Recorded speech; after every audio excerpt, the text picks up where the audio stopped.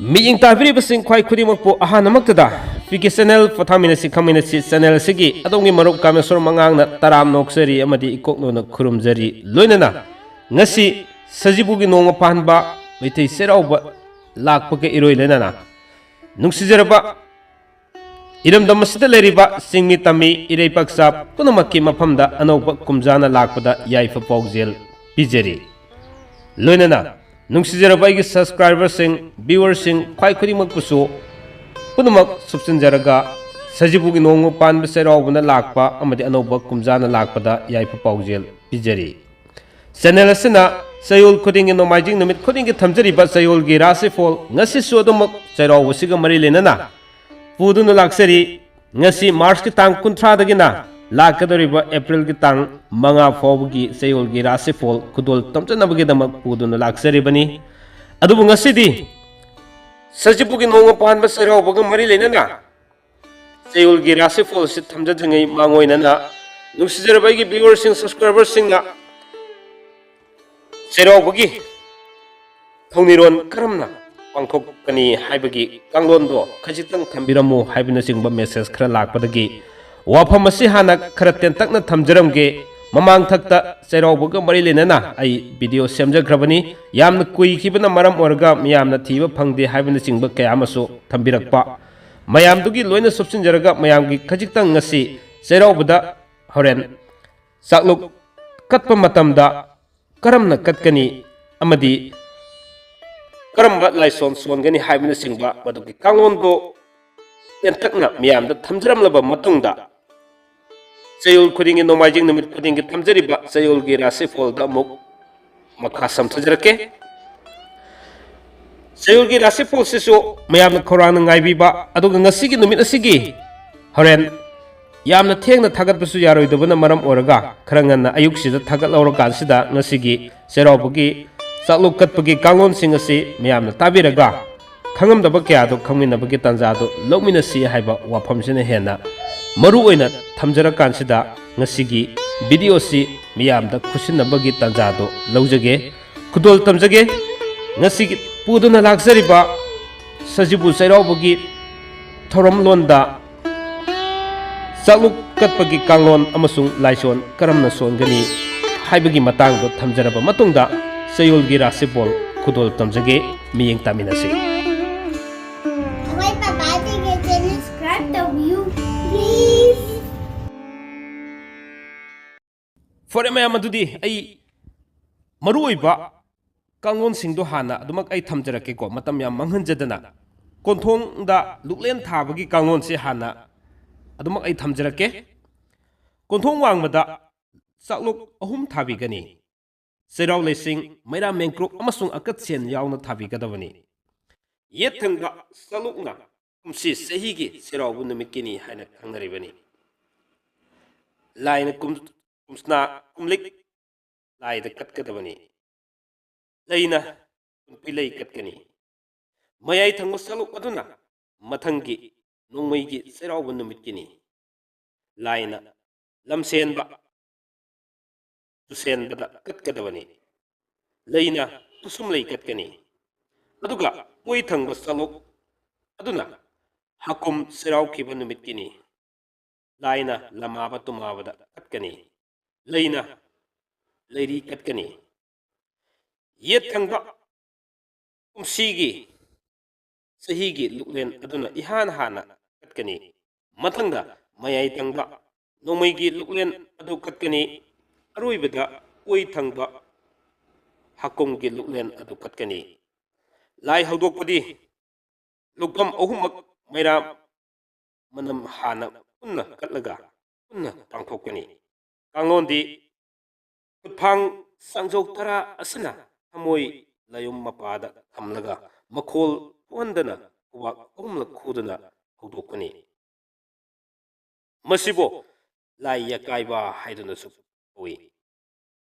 लुकफम अहुम कतपा लाई अहुमदा थौनीबा लोयरगा पुन्ना अमुक सब मानना खुबा अहुमला खुदना यसेलंगनी अदुगा तुंगदा येतके खोंगना हन्ना खजिक थांदोलगा अमुक ओइगी खोंगसु पुनसिलगा khu yet ki खुतुम तासलगा खोइदौ मपादा खोइदौ मखादा थमलगा कोक खजिक नोलमगनी लाई खुरुमबगी खुमुक हलमगनी खुमुक हल्लबा असिना सोइखिबा ngamखिबा हेंजिनखिबा वातखिबा पुनमक एकसा कोकनी खुरुमबगी कांगोंदी सुमना खुरुमगनी अहानबदा येतंगा कुमसी सहीगे दुदा कुसना कुमलिकलोय कौबा कुमसी पुबा लाइबुंगो याइफबगी मथक याइफथोइबबो पिनबिरमु तरेत सेंजा कुमपिलैगा लोइनना लुकलेना से कसरिये लोबियु को हारगा खुरुमजगनी मथंगदा अनिसुबा थौनिरोंदा हाइबदी मयाइगिसिदा असुमना सोनबेगनी लमचेनबा तुसेनबा कौबन नोमई पुबा लाई Ibungo कुमसिगी याइफबबो पुदुना नोमईगी सेरावबा ngamjababo pinabiramo taret senja kusum leiga loinana luklena se kasariye lobiu ko haiduna khurum jagani aroiba thoniron oina oi thangba aduda hakumgi luklen aduda muk sumna sonbi gani lamaba tumaba kowa hakum boba laibungo kumsigi yaipabada ayat apan oigadaba khibikko लोन तरेत लोनदुना थिंग बिरमो तरेत सेंजा लेरगा लोइनना लेना से कसरिये लोबियु को हाइदना सोलगा खुरुम जगनी असुम तौना कोंथोंग वांगमगी लुकलेन अहुमदो सलु अहुमदो कलगा खुरुम जरमलबा मतुंगदा मथंगदा लागा अमुक लाइनिंग थौगिदा सोनगदबा लाइस ओंदुमुक हाइजरके लाइनिंग थौदा सोनगदबा मिंखैदी असुमना सोनबिगनी संथोंग अपानबा लाइनिंग थौ मसुबु मैगी मसु ओइबा सना अहिंबगी मसुना खुदोंबा नमिंगदी लखा तरानिपान लेबगी चामगा मरफु थोनबा नुंगपाक थक्का सोंथरकदा नमिंग चामगा हुमफुनिपान फंगबा अदुबुसु यामले हाइदुना नमिंग तरेत थोनबदगी अनि लौथोक्तुना मंगा थोनबा नमिंग मंगा थोनबदगी यामले हाइदुना अनि लौथोक्तुना अहुम थोनबा नमिंग अहुमबुसु यामले हाइबगी अमा लौथोक्तुना अनि थोनबा नमिंग अनिसु यामले हाइबगी अमा लौथोक्तुना अमता थोनबा नमिंगलेन अथोइबदी हुं कौबा हे लाइनिंग थो कुमजा टेकहौनबा थाजनहौनबा नुमितसिदा ताइबंग सानानाय ओइबा उबांग सांजौ तरान चेपना लोना ताइना पुनेम जरिए हा हुं हई हे हिंग हाइदना असुमना खुरुम जरगा ngasiगी पांथोक पिगदबा चेरावबगी कांगनोंदो असुमना पांथोक सगनी हाइदना मियामदा थमजबनी इन हाइजरिबा मयामसे मयामना थंबिरकपा इबिरंबा उयादा इबिरंबा क्यादगी खरा खजिक लोकोक सरगा मियामदा थमजबनी वाफम सिंह से थमजरबा मतुंगदा मियामदा खरांग सुंगाइबिरिबा ngasi march ki tang 30 dagina april ki tang 5 faubagi oiba chayol sigi rasi phol amuk miying tamina nabagi tanjado nominasi mongsa gumna mes rasi phol dagi adum hojay haraga arobida min rasi phol lokusaraga losin jagadabani aduga tak ani thongna thamjabagi manungda tang 30 dagina tang am faubagi ama thamjarake aduga lemhoriba tang ani dagina tang 5 faubagi ama thamjaraga matungda tongan ba haibadi चयुल खुदिंगी सिदा चयुल सिगी मनुंग सिदा राशिफल खुदिंगी हक्सांगी उमदी महिरोय सिंगी खंगनै साबे सिंगी करी फोलेरी हाबुसो खंग नावनायना दम थमजरके मियंग तामिनासी को हौजरगे दुदी ma'am हानबसे मेष राशिफल मोय पैकेजरके मेष राशिफल सिदा मपुंगोइना ang kontra dagi tang ama phawbagi manungsida subo nomba karbar tawbada yamna kanaba matamni onomba satpada wahi yamna nuksiraga tokani sasangi marida pagali limori batang ani dagi na tang manga phawbagi manungda lamda satkani anobu marok unagani leikai gi tabak thoromda pukning sangani sel makong pangani haksangi oinadi kaide mahi gi oinadi fajana tawgani aduga pakhang le sabe singi oinadi tungnagani ꯑꯅꯤꯁꯨꯕꯗ ꯕ꯭ꯔꯤꯁ ꯔꯥꯁꯤꯐꯣꯜ ꯈꯨꯗꯣꯜ ꯇꯝꯖꯒꯦ ꯇꯥꯡ 30ꯗꯒꯤꯅ ꯇꯥꯡ 1 ꯐꯥꯎꯕꯒꯤ ꯃꯅꯨꯡꯗ ꯋꯥꯈꯜ ꯌꯥꯝꯅ ꯈꯟꯕ ꯊꯕꯛ ꯑꯣꯏꯅ ꯄꯥꯡꯊꯣꯛꯄ ꯉꯝꯂꯣꯏ ꯑꯗꯨꯒ ꯃꯊꯧ ꯌꯥꯝ ꯆꯤꯟꯒꯅꯤ ꯀꯔꯕꯥꯔ ꯇꯧꯕ ꯁꯨꯕ ꯅꯣꯝꯕ ꯀꯥꯟꯅꯕ ꯋꯥꯠꯀꯅꯤ ꯇꯥꯡ 2ꯗꯒꯤꯅ ꯇꯥꯡ 5 ꯐꯥꯎꯕꯒꯤ ꯃꯅꯨꯡꯗ ꯃꯔꯤ ꯃꯇꯥ ꯊꯨꯡꯂꯒꯅꯤ ꯍꯛꯆꯥꯡꯒꯤ ꯑꯣꯏꯅꯗꯤ ꯀꯥꯏꯗꯦ ꯃꯍꯩꯒꯤ ꯑꯣꯏꯅꯗꯤ ꯅꯤꯡꯕ ꯊꯨꯡꯗꯦ ꯄꯥꯈꯪ ꯂꯩꯁꯥꯕꯤꯁꯤꯡꯒꯤ ꯑꯣꯏꯅꯗꯤ ꯍꯥꯏꯅ ꯁꯤꯡꯅꯒꯅꯤ ꯑꯍꯨꯝꯁꯨꯕꯗ ꯃꯤꯊꯨꯟ ꯔꯥꯁꯤꯐꯣꯜ ꯈꯨꯗꯣꯜ ꯇꯝꯖꯒꯦ ꯇꯥꯡ 30ꯗꯒꯤꯅ ꯇꯥꯡ 1 ꯐꯥꯎꯕꯒꯤ ꯑꯍꯥꯟꯕ ꯇꯥꯡꯀꯛꯀꯤ ꯃꯅꯨꯡꯁꯤꯗ ꯊꯕꯛ ꯊꯧꯔꯝ ꯀꯌꯥꯗ ꯋꯥꯈꯜ ꯏꯇꯥꯎ ꯇꯥꯎꯗꯨꯅ ꯂꯩꯕ ꯄꯨꯛꯅꯤꯡꯁꯨ ꯁꯔꯥꯡꯅꯕ ꯃꯇꯝꯅꯤ ꯃꯊꯧꯁꯨ ꯌꯥꯝꯅ ꯆꯤꯟꯒꯅꯤ ꯄꯥꯝꯗꯕ ꯃꯔꯨꯞꯀ ꯂꯣꯏꯅꯗꯨꯅ ꯂꯩꯒꯅꯤ ꯁꯦꯜ ꯄꯪꯆꯠ ꯆꯠꯀꯅꯤ ꯂꯦꯝꯍꯧꯔꯤꯕ ꯇꯥꯡ 2ꯗꯒꯤꯅ ꯇꯥꯡ 5 ꯐꯥꯎꯕꯒꯤ ꯃꯅꯨꯡꯗ ꯃꯤꯉꯣꯟꯗ ꯂꯩꯈꯤꯕ ꯁꯦꯜ ꯐꯪꯒꯅꯤ ꯁꯨꯕ ꯅꯣꯝꯕ ꯀꯥꯟꯅꯒꯅꯤ ꯂꯩꯕꯥꯛꯀꯤ ꯊꯕꯛ ꯊꯧꯔꯝꯗ ꯃꯇꯝ ꯃꯥꯡꯒꯅꯤ ꯍꯛꯆꯥꯡꯒꯤ ꯑꯣꯏꯅꯗꯤ ꯀꯥꯏꯗꯦ ꯃꯍꯩꯒꯤ ꯑꯣꯏꯅꯗꯤ ꯅꯤꯡꯕ ꯊꯨꯡꯗꯦ ꯄꯥꯈꯪ ꯂꯩꯁꯥꯕꯤꯁꯤꯡꯒꯤ ꯑꯣꯏꯅꯗꯤ ꯃꯨꯛꯅꯒꯅꯤ ꯃꯔꯤꯁꯨꯕꯗ ꯀꯔꯀꯠ ꯑꯃꯨꯛ ꯊꯝꯖꯒꯦ ꯇꯥꯡ 30ꯗꯒꯤꯅ ꯇꯥꯡ 1 ꯐꯥꯎꯕꯒꯤ ꯑꯍꯥꯟꯕ ꯇꯥꯡꯀꯛꯀꯤ ꯃꯅꯨꯡꯁꯤꯗ ꯄꯟꯗꯨꯅ ꯂꯩꯔꯛꯄ ꯁꯦꯜ ꯈꯔꯗꯤ ꯐꯪꯒꯅꯤ ꯁꯨꯕ ꯅꯣꯝꯕ ꯀꯔꯕꯥꯔ ꯇꯧꯕ ꯀꯥꯟꯅꯒꯅꯤ ꯏꯃꯨꯡ ꯃꯅꯨꯡ ꯁꯦꯝꯒꯠ ꯁꯥꯒꯠꯀꯅꯤ ꯃꯔꯨꯞ ꯌꯥꯝꯒꯅꯤ ꯇꯥꯡ 2ꯗꯒꯤꯅ ꯇꯥꯡ 5 ꯐꯥꯎꯕꯒꯤ ꯃꯅꯨꯡꯗ ꯁꯥ ꯁꯟꯒꯤ ꯃꯔꯤꯗ ꯁꯦꯜ ꯆꯠꯀꯅꯤ ꯄꯨꯡ ꯏꯁꯩ ꯇꯧꯕ ꯃꯤꯡꯆꯠ ꯐꯪꯒꯅꯤ ꯂꯝ ꯇꯨ ꯌꯦꯡꯕ ꯆꯠꯀꯅꯤ ꯍꯛꯆꯥꯡꯒꯤ ꯑꯣꯏꯅꯗꯤ ꯊꯣꯏꯅ ꯀꯥꯏꯗꯦ ꯑꯗꯨꯒ ꯃꯍꯩꯒꯤ ꯑꯣꯏꯅ ꯐꯖꯅ ꯆꯠꯊꯒꯅꯤ ꯄꯥꯈꯪ ꯂꯩꯁꯥꯕꯤꯁꯤꯡꯒꯤ ꯑꯣꯏꯅꯗꯤ ꯊꯨꯡꯅꯒꯅꯤ ꯁꯤꯡꯍ ꯔꯥꯁꯤꯐꯣꯜꯒꯤ ꯑꯣꯏꯅ ꯇꯥꯡ 30ꯗꯒꯤꯅ ꯇꯥꯡ 1 ꯐꯥꯎꯕꯒꯤ ꯃꯅꯨꯡꯗ ꯃꯤꯉꯣꯟꯗ ꯂꯩꯈꯤꯕ ꯁꯦꯜ ꯐꯪꯒꯅꯤ ꯁꯨꯕ ꯅꯣꯝꯕ ꯀꯔꯕꯥꯔ ꯇꯧꯕ ꯀꯥꯟꯅꯒꯅꯤ ꯋꯥꯅꯣꯝꯕ ꯃꯥꯏ ꯄꯥꯛꯀꯅꯤ ꯑꯗꯨꯒ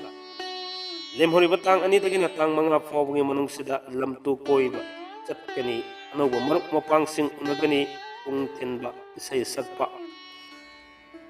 ꯁꯤꯡꯒꯤ ꯑꯣꯏꯅ ꯌꯥꯝꯅ ꯀꯥꯟꯅꯕ ꯃꯇꯝꯅꯤ ꯁꯥ ꯁꯟꯒꯤ ꯀꯔꯕꯥꯔꯗꯁꯨ ꯁꯦꯜ ꯃꯥꯡꯒꯅꯤ ꯍꯛꯆꯥꯡꯒꯤ ꯑꯣꯏꯅꯗꯤ ꯊꯣꯏꯗꯣꯛꯅ ꯑꯀꯥꯏꯕ ꯂꯩꯇꯦ ꯃꯍꯩꯒꯤ ꯑꯣꯏꯅꯗꯤ ꯐꯖꯅ ꯆꯠꯀꯅꯤ ꯄꯥꯈꯪ ꯂꯩꯁꯥꯕꯤꯁꯤꯡꯒꯤ ꯑꯣꯏꯅꯗꯤ ꯅꯨꯡꯁꯤꯅꯒꯅꯤ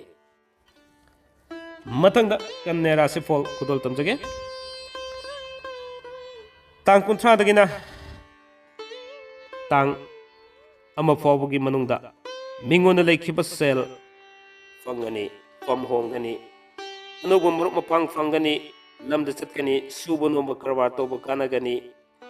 ꯇꯥꯡ 2ꯗꯒꯤꯅ ꯇꯥꯡ 5 ꯐꯥꯎꯕꯒꯤ ꯑꯅꯤꯁꯨꯕ ꯇꯥꯡꯀꯛꯀꯤ ꯃꯅꯨꯡꯁꯤꯗ ꯃꯊꯧ ꯌꯥꯝꯅ ꯆꯤꯟꯕ ꯃꯇꯝꯅꯤ ꯊꯧꯗꯣꯛ ꯋꯥꯊꯣꯛꯁꯨ ꯌꯥꯝꯒꯅꯤ ꯁꯦꯜ ꯃꯈꯣꯡ ꯄꯥꯟꯒꯅꯤ ꯏꯃꯨꯡ ꯃꯅꯨꯡ ꯁꯦꯝꯖꯤꯟ ꯁꯥꯖꯤꯟꯒꯅꯤ ꯍꯛꯆꯥꯡꯒꯤ ꯑꯣꯏꯅꯗꯤ ꯈ꯭ꯋꯥꯡ ꯅꯥꯕ ꯇꯥꯡ ꯆꯤꯛꯄ ꯑꯣꯏꯒꯅꯤ ꯊꯣꯏꯅ ꯑꯀꯥꯏꯕ ꯑꯣꯏꯗꯦ ꯃꯍꯩꯒꯤ ꯑꯣꯏꯅꯗꯤ ꯐꯖꯅ ꯆꯠꯊꯒꯅꯤ ꯄꯥꯈꯪ ꯂꯩꯁꯥꯕꯤꯁꯤꯡꯒꯤ ꯑꯣꯏꯅꯗꯤ ꯍꯥꯏꯅ ꯁꯤꯡꯅꯒꯅꯤ ꯃꯊꯪꯗ ꯇꯨꯂꯥ ꯔꯥꯁꯤꯐꯣꯜ ꯈꯨꯗꯣꯜ ꯇꯝꯖꯒꯦ ꯇꯨꯂꯥꯒꯤ ꯑꯣꯏꯅ ꯇꯥꯡ 30ꯗꯒꯤꯅ ꯇꯥꯡ 1 ꯐꯥꯎꯕꯒꯤ ꯃꯅꯨꯡꯗ ꯂꯝ ꯀꯣꯏꯕ ꯆꯠꯄ ꯑꯅꯧꯕ ꯃꯔꯨꯞ ꯃꯄꯥꯡꯁꯤꯡꯁꯨ ꯎꯅꯕ ꯋꯥꯅꯣꯝꯕꯗꯤ ꯆꯀ꯭ꯔꯤ ꯊꯥꯡꯕ ꯃꯇꯝꯅꯤ ꯁꯦꯜꯗꯤ ꯌꯥꯝꯅ ꯆꯠꯀꯅꯤ ꯐꯝ ꯍꯣꯡꯗꯣꯛ ꯍꯣꯡꯖꯤꯟ ꯈꯔ ꯂꯩꯒꯅꯤ ꯂꯦꯝꯍꯧꯔꯤꯕ ꯇꯥꯡ 2ꯗꯒꯤꯅ ꯇꯥꯡ 5 ꯐꯥꯎꯕꯒꯤ ꯃꯅꯨꯡꯁꯤꯗ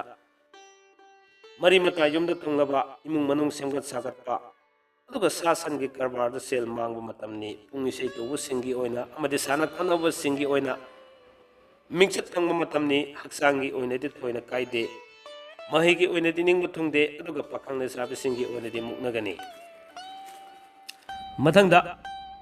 ꯕ꯭ꯔꯤꯁꯤꯛ ꯔꯥꯁꯤꯐꯣꯜꯒꯤ ꯑꯣꯏꯅ ꯇꯥꯡ 30ꯗꯒꯤꯅ ꯇꯥꯡ 1 ꯐꯥꯎꯕꯒꯤ ꯃꯅꯨꯡꯁꯤꯗ ꯂꯝꯗ ꯆꯠꯀꯅꯤ ꯄꯥꯝꯗꯕ ꯃꯔꯨꯞ ꯎꯅꯒꯅꯤ ꯑꯗꯨꯒ ꯁꯦꯜ ꯃꯈꯣꯡ ꯄꯥꯟꯒꯅꯤ ꯋꯥꯅꯣꯝꯕ ꯆꯀ꯭ꯔꯤ ꯊꯥꯡꯒꯅꯤ ꯐꯝ ꯍꯣꯡꯒꯅꯤ ꯁꯨꯕ ꯅꯣꯝꯕ ꯀꯔꯕꯥꯔ ꯇꯧꯕ ꯀꯥꯟꯅꯐꯝ ꯈꯪꯂꯣꯏ ꯂꯦꯝꯍꯧꯔꯤꯕ ꯇꯥꯡ 2ꯗꯒꯤꯅ ꯇꯥꯡ 5 ꯐꯥꯎꯕꯒꯤ ꯃꯅꯨꯡꯁꯤꯗ ꯁꯦꯝꯒꯠ ꯁꯥꯒꯠꯄ ꯉꯝꯖꯕ ꯃꯇꯝꯅꯤ ꯄꯨꯡ ꯏꯁꯩ ꯇꯧꯕ ꯀꯥꯟꯅꯒꯅꯤ ꯃꯔꯤ ꯃꯇꯥꯒ ꯄꯨꯟꯅ ꯆꯥꯃꯤꯟ ꯊꯛꯃꯤꯟꯅꯒꯅꯤ ꯍꯛꯆꯥꯡꯒꯤ ꯑꯣꯏꯅꯗꯤ ꯀꯣꯛ ꯅꯨꯡꯉꯥꯏꯔꯣꯏ ꯃꯍꯩꯒꯤ ꯑꯣꯏꯅꯗꯤ ꯅꯤꯡꯕ ꯊꯨꯡꯂꯣꯏ ꯑꯗꯨꯒ ꯄꯥꯈꯪ ꯂꯩꯁꯥꯕꯤꯁꯤꯡꯒꯤ ꯑꯣꯏꯅꯗꯤ ꯊꯥꯔꯨꯝ ꯇꯧꯅꯗꯨꯅ ꯂꯩꯒꯅꯤ ꯃꯊꯪꯁꯦ ꯙꯅꯨ ꯔꯥꯁꯤꯐꯣꯜ ꯑꯃꯨꯛ ꯊꯝꯖꯒꯦ ꯇꯥꯡ 30ꯗꯒꯤꯅ ꯇꯥꯡ 1 ꯐꯥꯎꯕꯒꯤ ꯃꯅꯨꯡꯁꯤꯗ ꯁꯦꯜ ꯃꯤꯅ ꯄꯪꯊꯧ ꯊꯧꯔꯨꯕ ꯃꯇꯝ ꯑꯣꯏꯒꯗꯧꯔꯤ ꯁꯥ ꯁꯟꯒꯤ ꯃꯔꯤꯁꯨ ꯈꯔ ꯁꯣꯛꯀꯅꯤ ꯄꯥꯝꯗꯕ ꯃꯔꯨꯞꯀ ꯋꯥꯔꯤ ꯇꯧꯒꯅꯤ ꯐꯝ ꯍꯣꯡꯒꯅꯤ ꯋꯥꯅꯣꯝꯕꯗꯤ ꯌꯥꯝꯅ ꯆꯀ꯭ꯔꯤ ꯊꯥꯡꯒꯅꯤ ꯇꯥꯡ 2ꯗꯒꯤꯅ ꯇꯥꯡ 5 ꯐꯥꯎꯕꯒꯤ ꯃꯅꯨꯡꯁꯤꯗ ꯂꯝꯗ ꯆꯠꯀꯅꯤ ꯃꯔꯨꯞꯅ ꯌꯦꯛꯅꯕ ꯑꯣꯏꯒꯅꯤ ꯁꯦꯜ ꯃꯈꯣꯡ ꯄꯥꯟꯒꯅꯤ ꯍꯛꯆꯥꯡꯒꯤ ꯑꯣꯏꯅꯗꯤ ꯈ꯭ꯋꯥꯡ ꯅꯨꯡꯉꯥꯏꯔꯣꯏ ꯃꯍꯩꯒꯤ ꯑꯣꯏꯅꯗꯤ ꯅꯤꯡꯕ ꯊꯨꯡꯗꯦ ꯑꯗꯨꯒ ꯄꯥꯈꯪ ꯂꯩꯁꯥꯕꯤꯁꯤꯡꯒꯤ ꯑꯣꯏꯅꯗꯤ ꯄꯥꯎ ꯐꯥꯎꯗꯣꯛꯅꯕ ꯃꯇꯝꯅꯤ ꯃꯀꯔ ꯔꯥꯁꯤꯐꯣꯜꯒꯤ ꯑꯣꯏꯅ tang kunthradagina tang ama phawbagi ahanba takakki manungsida mingona leikhiba sel fangani aduga wano mamai pakani fam hongani tang anidagina tang manga phawbagi manungda lam koiba chatkani sel makhong pangani pochai lepsili karbar tobu saukatli haksangi oinadi akaiba leite mahigi oinadi fajana chatli aduga pakhang lesabi singi oinadi nungsi panthung yogani mathangda kumbara se fall lokochage tang kunthra dagina tang ama phawbugi manungsida sel kok sagani anubu maruk unagani laikai gi thabak thoromda thabak tawdringai matamda mangjaba hana ugani pamdaba marupka wari sanagani ningba kaigani tang ani dagina tang manga phawbugi manungda sel makhong pangani karbar toba kanab watkani wachat wanom sakri thangani fom hongani haksangi oinadi akaiba leite mahigi oinadi atanma phawgani pakhang lesabi singi oinadi muknagani aduga aroibada min rasi phol se mukthamjage tang kunthra dagina tang ama phawbugi manungsida panduna lerakpa sel fangani karbar toba sel tongani fom kagani anauba nungaiba pau tagani lamtu yengba chatli anauba maruk mapang fangani lemhoriba tang ani dagina tang manga phawbugi manungda pung isei toba lila drama yawba mingchat fangani suba nomba kanagani lamda sathok sachinda akaiba leite haksangi oinadi kok sikkani mahaigi oinadi fajan chathagani aduga pakhang lesabi singi oinadi haina singnagani asumna ngasigi thamjariba chayolgi rasifol amadi ngasigi sajibu chairaubaga mari lenena thamjariba tangkak asi matang asoida tension janabagi tanjada yorokle aina haijakibada wahay watada soikiba lankiba yorogasu akhang ai oja guru singna sumthukminabagi tanjada lominasi aduga anghongdana haikiba hai wahay wata soikiba yoromaga so tama oi semdokminabagi tanjada lominasi abu wafam thamjaraga ngasigi thamjariba video si matang asoida tension janabagi tanjada lojage loiba phawba tabiriba miyeng tabiriba amadi video sibo thawai hapiriba channel sibo thawai hapiriba khudimakko amuka sona thagasaba phonokchari kanglai pakna yai fare